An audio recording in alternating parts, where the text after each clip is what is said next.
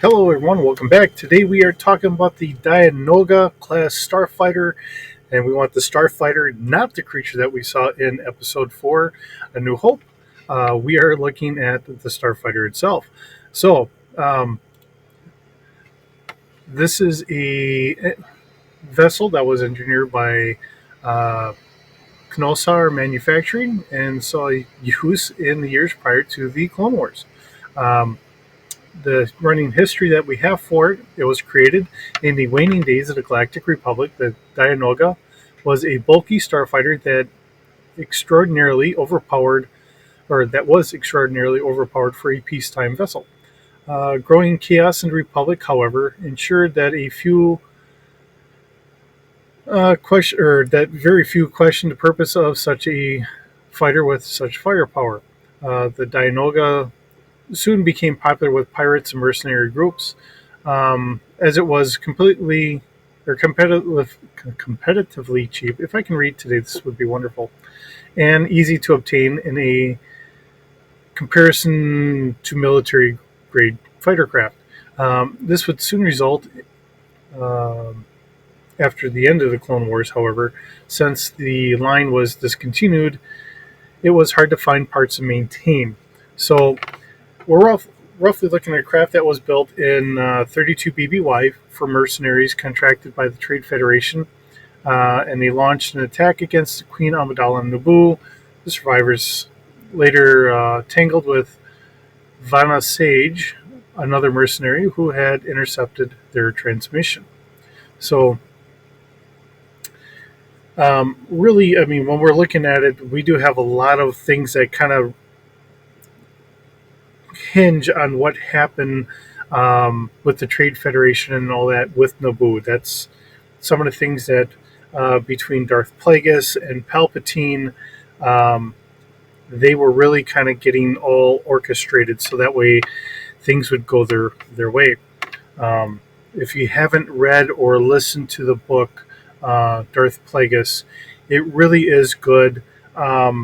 I've listened to it a couple times already, and I know I'm listening to it again. So, really good book to listen to. It really kind of gives you a good insight as to what was going on that helped form um, Palpatine as Darth Sidious, and the ideas that shifted between um, the rule of two, um, and suddenly my mind's gone blank, um, with I believe Darth Bane, and where we got to later on, because they were expecting to be able to live forever. So it kind of changed the whole dynamics. They weren't concerned about just the rule of two. When you can live forever, you don't really need to worry about it. Um, they thought they were smarter and better than everybody else had been. All right, so as a behind the scenes, the Dianoga Starfighter appeared in the 2001 video game Star Wars Starfighter and the game's 2002 sequel, the Star Wars Jedi Starfighter. Um, Other appearances, we have Lone Wolf, Tale of Obi-Wan and Luke, um, and then Skywalker's A Clone Wars story. So I don't know of either one of these myself, but those are different appearances. The source that they're kind of coming up with for the stats and for everything here, it comes from uh, Prima's official strategy guide for Star Wars Starfighter and the Clone Wars campaign guide. So that's really where they're getting that from. Now, um, when we look at the stats themselves, this is from the Star Wars book. And I know I've had other people kind of comment to me that some of the stats on some of these are wrong. I'm not going to disagree with anyone on any of this. Um, and they were really talking about like the X tie wing. Um, I am not disagreeing with anybody on any feeling of what you think the stats should be. One of the biggest rules I've ever taken from West End Games, and I've put it for everything else I've ever done when it comes to doing role playing games. If there is a rule that does not work for you, throw it out. If it doesn't work for your group and it just harms the game, throw that rule out. And that goes for anything.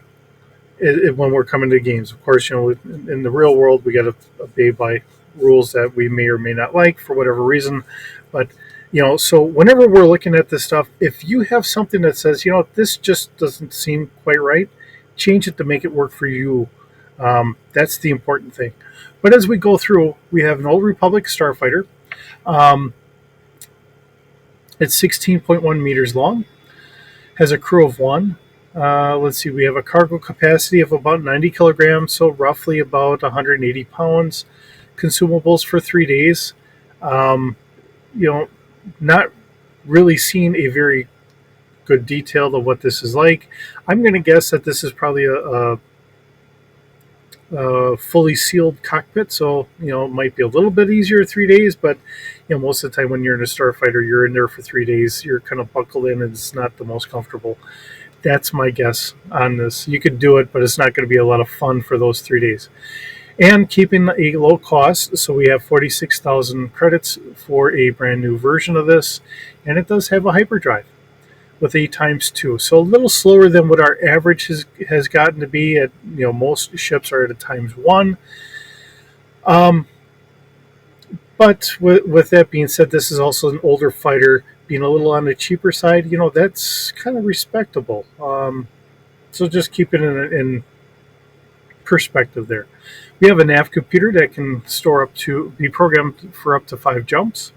So that gives us a little bit of a opportunity to get to one destination and come back, or if you need to stop somewhere on the way to maybe get new fuel, rest for the night, whatever the case may be.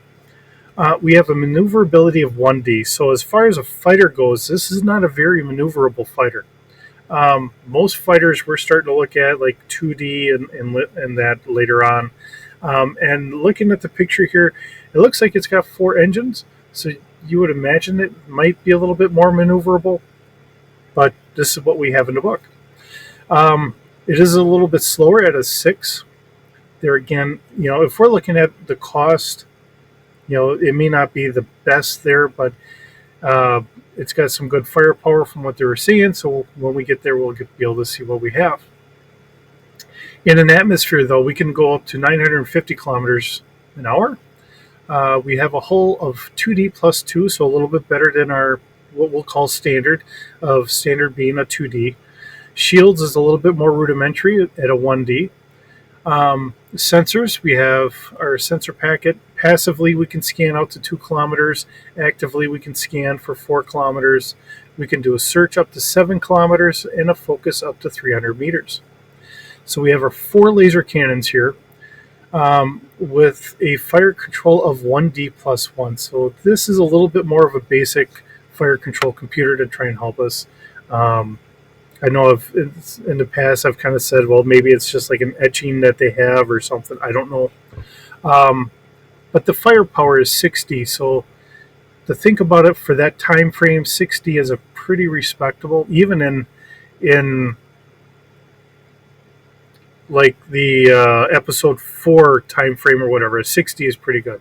And then we also have a heavy ion cannon. So we have a fire control of 1D and a damage of 60. So I'm going to guess it's this cannon sitting right here.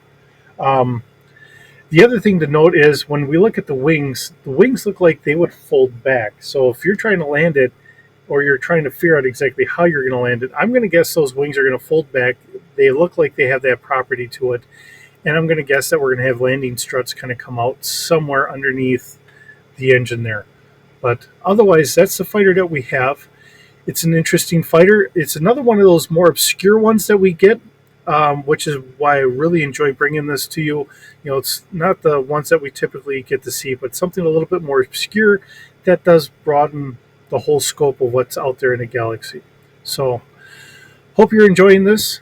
I still enjoy bringing this to you. This is just wonderful stuff to be able to bring to light things that we don't typically get to see. We'll see you in the next video.